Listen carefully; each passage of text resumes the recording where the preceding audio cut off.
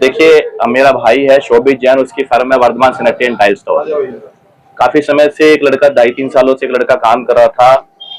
उसने पिछले काफी दिनों से एक दुकानदार है पंकज और दूसरा उसका भाई है गौरव, जो कि बजरंग राइस मिल में अकाउंट का काम करता है। ये दोनों भाई और हमारी दुकान पे लड़का है समीम, तीनों ने मिलकर इनकी मिली भक्ति से हमारी दुकान पे इतनी चोरी की है, मतलब इसका कोई अंदाजा नहीं लगा। आपकी दुकान का नाम क्या है सर? मेरी दुकान का नाम Vardhaman sanitary and tile store है, बड़े भैया की दुकान का नाम है ये।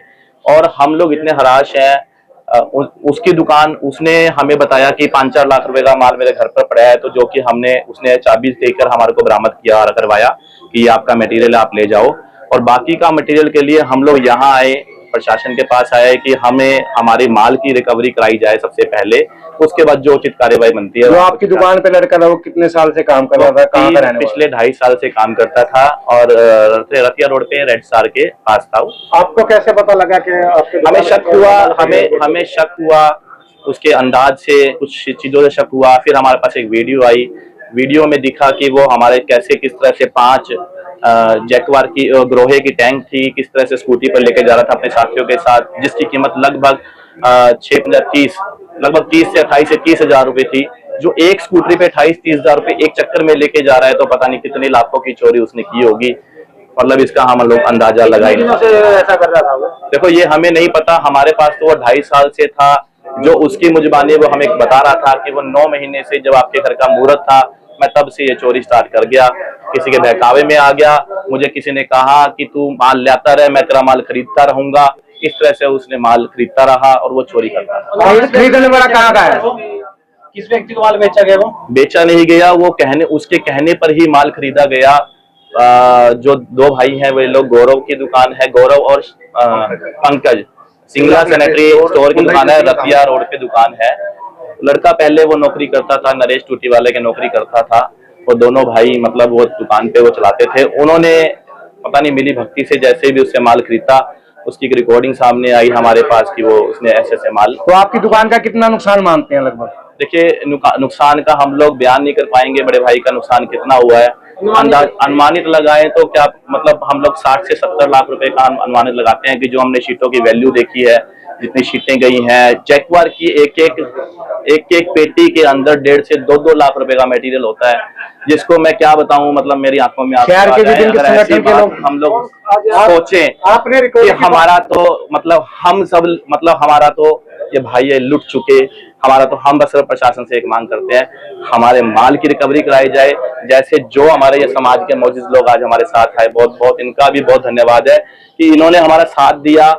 और सच का साथ, मैं कहता हूं हमारा नहीं साथ है, ये सिर्फ सच का साथ है कि जो एक दुकानदार को खा रहा है, इंसाफ मिलना चाहिए। अगर इस तरह से दुकानदार को खाते रहेंगे तो ये व्यापार का ठप हो जाएगा। सारा देश मतलब इस भ्रष्टाचार के ऊपर। पुलिस की ओर से क्या आश्वासन मिला? बड़ा अच्छा आश्वासन दिया है हमारे एसएचओ साहब ने। इन्होंने कहा है कि जो उचित कार्रवाई होगी आपको करवाई जाएगी।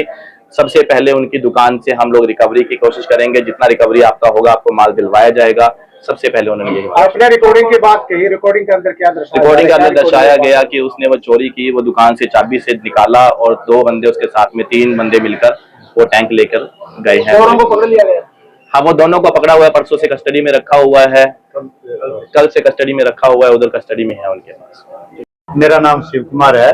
सबसे बड़ी अफसोस की बात एक है, पत्रकार बंधुओं का धन्यवाद करते हुए एक बात बताते हैं, जो चोर पकड़ लिया, चोर को तो चोरी के पार पे पकड़ लिया, उनके घर वाले पीछे से क्या कहते हैं, क्या इल्जाम लगाते हैं, उनकी बहनें, उनकी माताएं एक दिन के बाद कि हमारे साथ छेड़खानी करी, हमारे साथ छेड़खानी करी। अगर उनके साथ छेड़खानी करने का ये परिवार होता तो क्या ये चोरी के या प्रशासन के पास आते? बड़े अफसोस की बात है कि वो एक एप्लीकेशन देते हैं कि एक समाज के अंदर ये आवाज देना चाहते हैं कि यह अग्रवाल समाज, व्यापारी समाज इस बात के दबाव में आ जाए कि उन्होंने छेड़खानी की एक एप्लीकेशन दे दी, केस करवाने का प्रयास किया जा रहा है। मामला रेलवे रोड पे जो अपने टाइल वाले हैं, ये वर्धमान टाइल्स, इनके ऊपर जो इनकी दुकान से लगातार पिछले 1-1.5 साल से जो इनकी दुकान का ही एक वर्कर था वो चोरी कर रहा था टाइलों की, जो इनको पता नहीं लग रहा था। अभी सीसीटीवी कैमरों से और से इनको पता लगा कि इतनी मोटी माल की जो चोरी हुई है, और शहर के एक दुकानदार ने वो सारा माल खरीदा, एक दिन में तो खरीदा नहीं है, वो माल थोड़ा थोड़ा करके खरीदा गया है। कहीं ना कहीं एक बहुत ये शर्मनाक बात है दुकानदार भाइयों के लिए भी। एक दुकानदार भाई दूसरे दुकानदार भाई का चोरी का माल खरीद रहा है, उसको कहीं ना कहीं इस चीज के लिए नैतिक रूप से भी जिम्मेवारी उसकी बनती थी कि उसको ऐसा नहीं करना चाहिए था उनको। और उसके बाद सबसे बड़ी बात यह है कि अब जो एक मतलब बेशर्मी की जो हद कहते हैं कि चोरी और सीना चोरी, इनके खिलाफ एक मुकदमा जो छेड़छाड़ का दर्ज करा दिया, ये एक बहुत बड़ी बात है। इसके लिए व्यापार मंडल इस चीज का पूरा विरोध करता है।